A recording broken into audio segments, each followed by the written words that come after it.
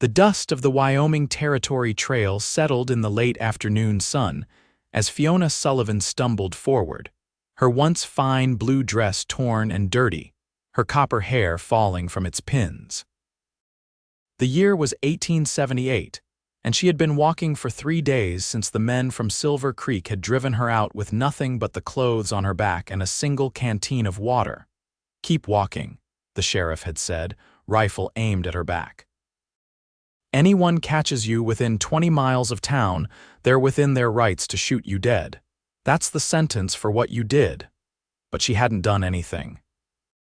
Not a single thing except be in the wrong place at the wrong time when Judge Parker's prized pocket watch went missing from his room at the boarding house where she worked.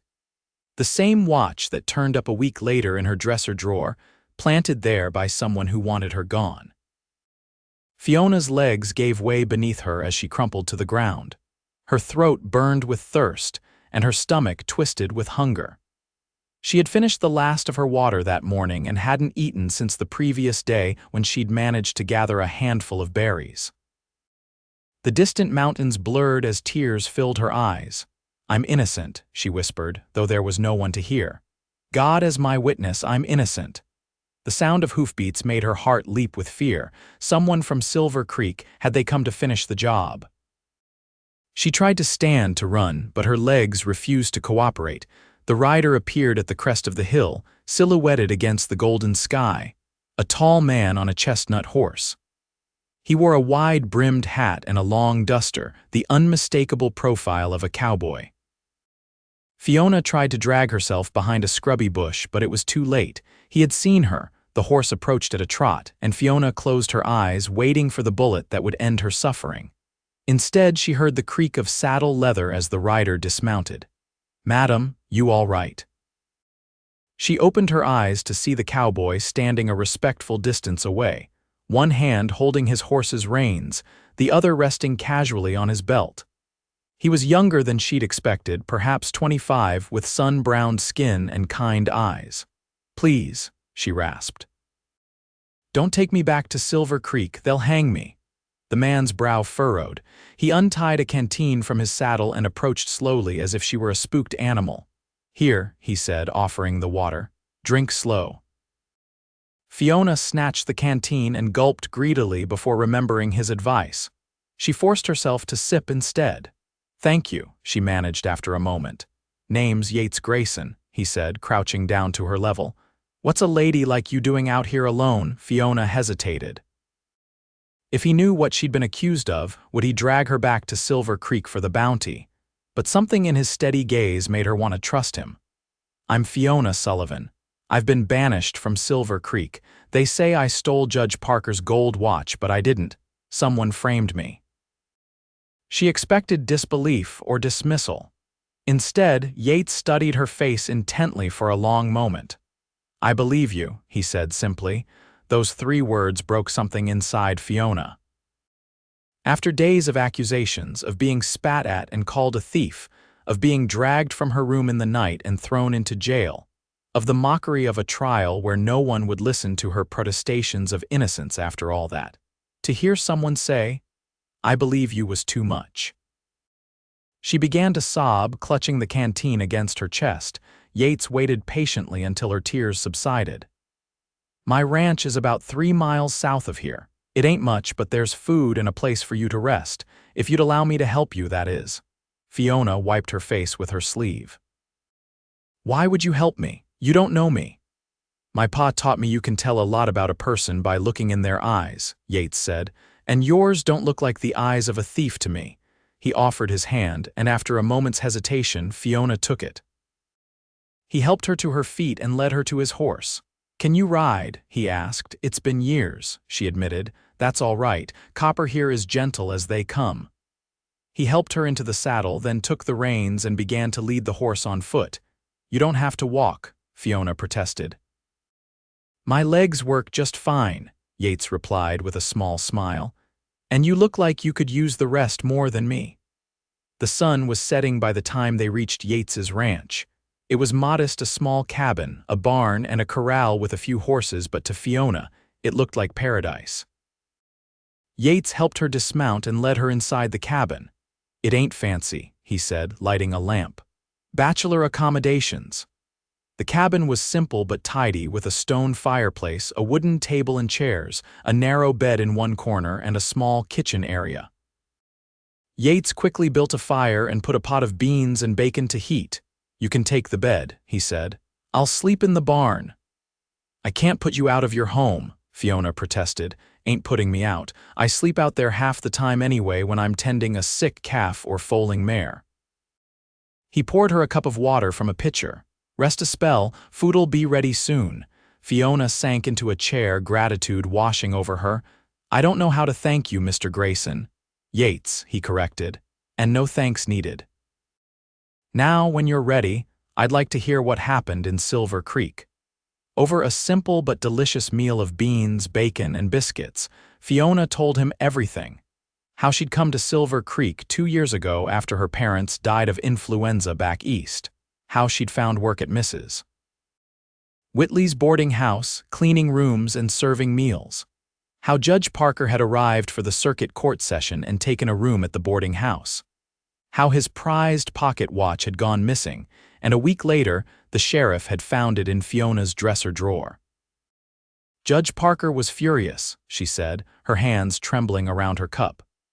"He said he wanted to make an example of me. The sheriff didn't even bother with a proper trial, just a quick hearing where no one would listen to me. Then they gave me a choice: hang or banishment. I chose to leave." "Who do you think framed you?" Yates asked. Fiona hesitated.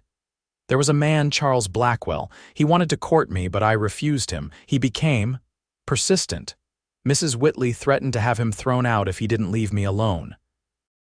The day before the watch went missing, he cornered me in the hallway, said I'd regret turning him down." She looked up at Yates. "But I can't prove any of it." Yates's jaw tightened. "Men like that are cowards underneath. They can't stand being told no." "It doesn't matter now," Fiona said wearily. "I can never go back. They said they'd hang me if I did." "It matters," Yates said firmly. "Justice matters." After dinner, Yates insisted Fiona take his bed while he made himself comfortable in the barn. Exhausted beyond measure, she didn't argue. She fell asleep almost as soon as her head touched the pillow, feeling safe for the first time in days. She woke to the smell of coffee and frying bacon. Yates stood at the stove, his back to her. "Morning," he said without turning around. "Hope you like your eggs fried." "That sounds wonderful," Fiona said, sitting up. She smoothed her tangled hair, suddenly conscious of her appearance. Her dress was filthy and torn, her face unwashed. As if reading her thoughts, Yates gestured to a basin of water on a small table.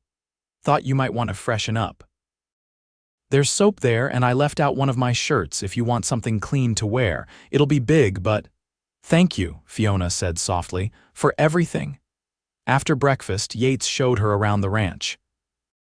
It wasn't large, 80 acres with 20 head of cattle, 4 horses, and a small vegetable garden, but it was well kept. Yates explained that he'd bought it 3 years ago after saving up from his years as a ranch hand. "It's not much compared to the big spreads," he said, "but it's mine. No boss to answer to, no one telling me what to do." "It's lovely," Fiona said sincerely. She watched as he pitched hay to the horses, admiring the easy way he moved. There was a quiet strength about him, a steadiness that made her feel anchored after days of tumbling through uncertainty. "I should be moving on soon," she said reluctantly. "I don't want to impose." Yates paused, pitchfork in hand. "Where would you go?" The question hung in the air between them. Fiona had no answer. "Stay," Yates said, "at least until you figure things out." "I could use the help around here and I'd pay you fair wages." "You don't even know me," Fiona protested. "I'm a good judge of character," he replied with a slight smile, "and I could use the company. Gets lonely out here sometimes." So Fiona stayed. Days turned into weeks as spring mellowed into summer. She kept the cabin clean, cooked meals, tended the garden, and even learned to help with the livestock. Yates taught her to ride again, and soon she was comfortable enough to accompany him on his daily rounds of the property. They fell into an easy rhythm together. Yates was a quiet man, not given to idle chatter, but when he did speak, his words carried weight. He never pressed Fiona about her past or her plans for the future, seeming content to let her be. But as comfortable as their arrangement was, Fiona couldn't help but notice how her heart quickened when Yates smiled at her, or how she found excuses to be near him. She told herself it was just gratitude, that she was foolish to imagine anything more. A man like Yates, kind and decent, wouldn't want a woman accused of theft, a woman with nothing to her name. One evening in late July, they sat on the porch after dinner, watching a summer thunderstorm roll in from the mountains. The air was heavy with the promise of rain, the sky darkening dramatically to the west. "I never thought I could feel this peaceful again," Fiona said, breaking the companionable silence. Yates glanced at her. "You've been good for this place, for me too." Fiona felt her cheeks warm. "I'm the one who should be grateful. You saved my life, Yates." He shook his head. "You're stronger than you know, Fiona. You would have found a way." Thunder rumbled in the distance and a cool breeze stirred the air. "I've been thinking," Yates said carefully, "about Silver Creek." "About what happened to you?" Fiona tensed. "I try not to think about it. I know, but it ain't right what they did to you." He turned to face her fully. "I've been asking around quiet-like. That fella you mentioned, Charles Blackwell, seems he's made himself scarce lately. Left town right after you were banished." "You've been investigating?" Fiona asked, startled. "Just making inquiries when I go into Tarrytown for supplies. No one there knows about what happened in Silver Creek. It's 30 miles away, but travelers talk."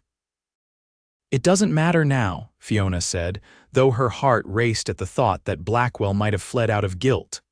"It matters to me," Yates said firmly. "You deserve justice, Fiona." Before she could respond, the first fat raindrops began to fall.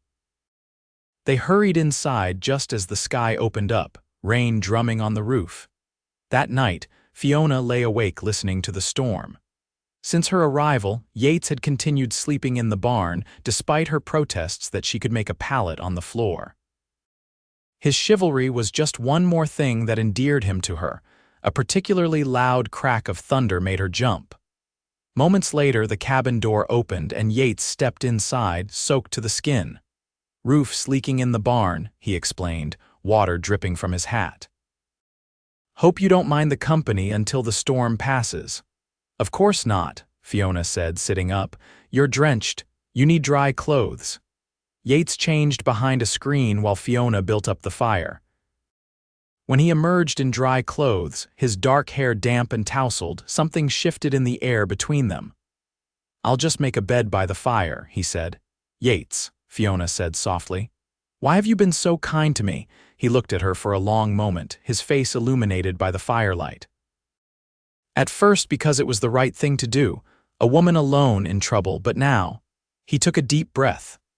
"Now it's because I can't imagine this place without you in it." The words hung in the air, charged with meaning.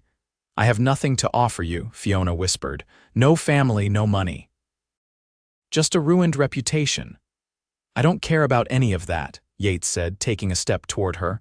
"I care about you, your laugh, the way you hum when you're working in the garden, how gentle you are with the animals, how brave you've been through all of this." Fiona's heart hammered in her chest. "I care about you too, more than I should." Yates crossed the room and knelt before her. "There's no should or shouldn't about it, Fiona, only what we feel." He reached for her hand and she let him take it. His palm was warm against hers, calloused from years of ranch work, but gentle as he traced his thumb across her knuckles. "I'm falling in love with you," he said simply. "And if you'd let me, I'd like to court you proper." Tears welled in Fiona's eyes. "Even with everything hanging over me." "The accusations, especially because of that," Yates said firmly. "Because you faced injustice with dignity, because you've never once asked for pity. Because I believe in you, Fiona Sullivan, and I always will." Outside, the storm raged on, but inside the cabin, Fiona felt a peace settle over her as Yates leaned in and gently pressed his lips to hers. The next morning, the storm had cleared, leaving the world washed clean and vibrant. Yates announced he needed to ride to Tarrytown for supplies. "I'll be back before sundown," he promised, saddling Copper. "Got some business to take care of too." "What business?" Fiona asked. Yates smiled mysteriously. You'll see. He leaned down from the saddle and kissed her briefly. That's to tide me over till I get back. Fiona watched him ride away, her fingers touching her lips where his had been. She still couldn't quite believe that someone like Yates Grayson wanted her. It felt like a dream, one she was afraid to wake from. True to his word, Yates returned before sunset. He wasn't alone. Riding beside him was a slight man with spectacles perched on his nose, a stranger to Fiona. This is Mr. Edwin Pratt, Yates said as they dismounted. He's a lawyer from Cheyenne, passing through Tarrytown on business. I told him about your situation. Fiona paled. Yates, you shouldn't have. Hear him out, Yates said gently. Please. Mr. Pratt removed his hat. Miss Sullivan, Mr. Grayson has told me about the injustice done to you in Silver Creek. What happened to you wasn't just unfair, it was illegal. A banishment without proper trial violates territorial law. Even if you had been guilty, which I understand you are not, the punishment was excessive and unauthorized. What are you saying? Fiona asked, hardly daring to hope. I'm saying that I can help you clear your name, Mr. Pratt said. I've sent telegrams to the territorial governor's office. They're very interested in reports of Judge Parker overstepping his authority. It seems yours isn't the first case. Fiona looked at Yates, who was watching her with a mixture of hope and uncertainty. I hope I haven't overstepped, he said. But I couldn't stand by knowing that man was out there giving justice a bad name while you live in fear. You did this for me, Fiona whispered. I'd do a lot more than that for you, Fiona Sullivan. Mr. Pratt cleared his throat. I'll need a full statement from you, Miss Sullivan. All the details you can remember. Then I'll present your case to the governor's representative. If all goes well, the banishment order will be rescinded and you'll be free to go where you please without fear. Hope, fragile and new, bloomed in Fiona's chest. And what about the man who framed me? If we can prove it was this Blackwell character, he'll face charges, Mr. Pratt assured her. Justice may be slow, Miss Sullivan, but it usually finds its way eventually. That evening, after Mr. Pratt had taken her statement and ridden back to Tarrytown, Fiona and Yates sat by the fire, his arm around her shoulders. Thank you, she said, leaning against him, for believing in me when no one else would.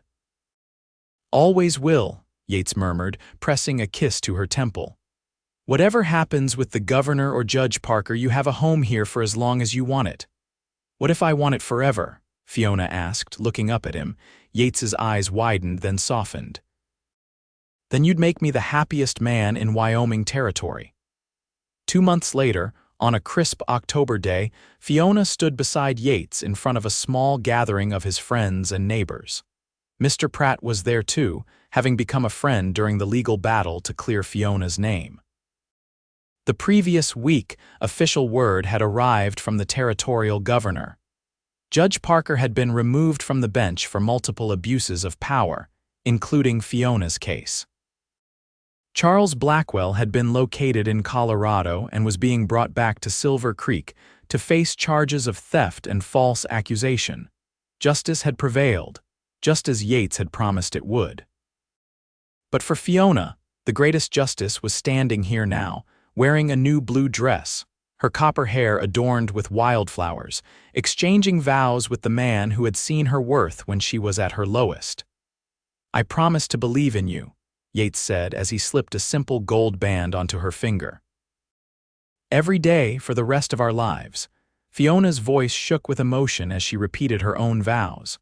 I promise to love you as you loved me, with faith, with constancy, with all my heart.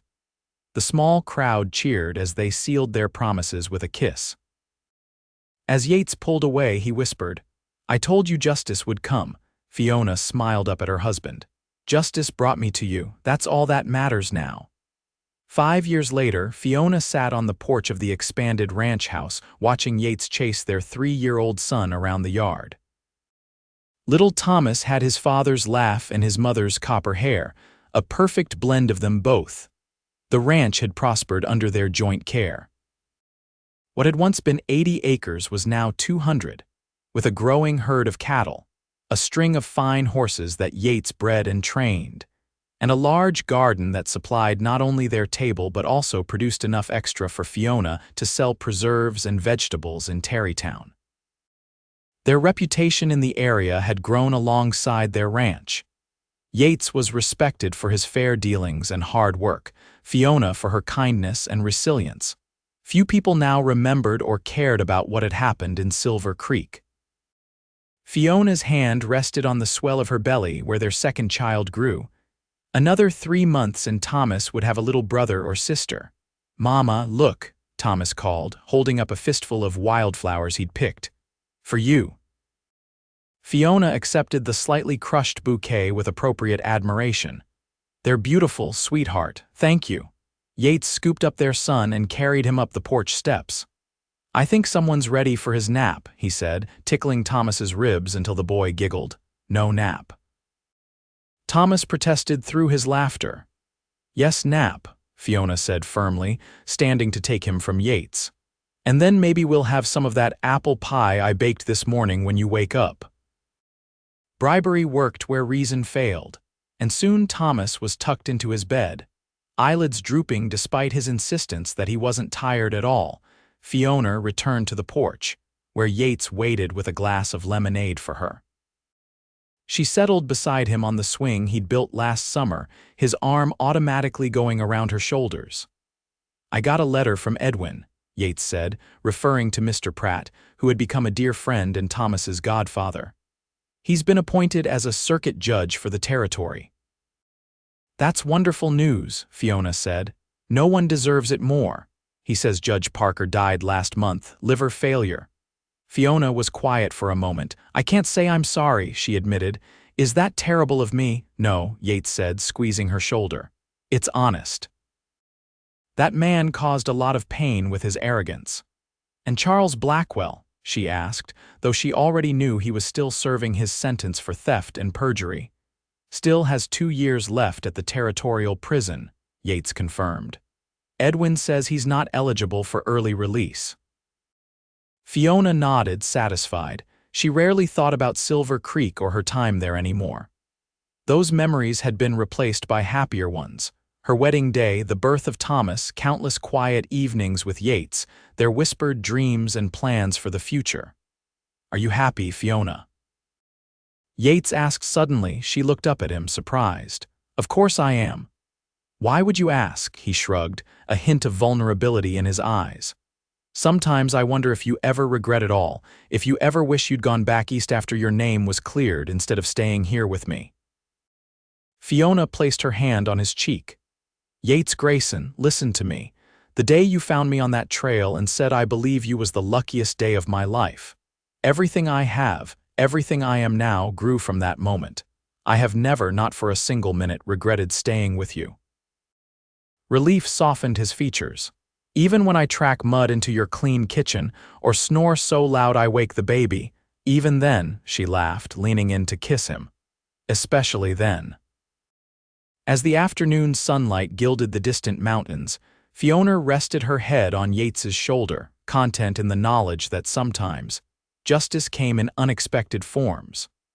For her, it had come in the shape of a cowboy with kind eyes who had seen the truth when no one else would look for it. "I love you," she murmured. "I love you too," Yates replied. "Always have, always will." And in that promise, made and kept each day, Fiona found more justice, more truth than any court could ever provide. She had found her home, her heart, her everything, all because one man had looked at her and said, "I believe you."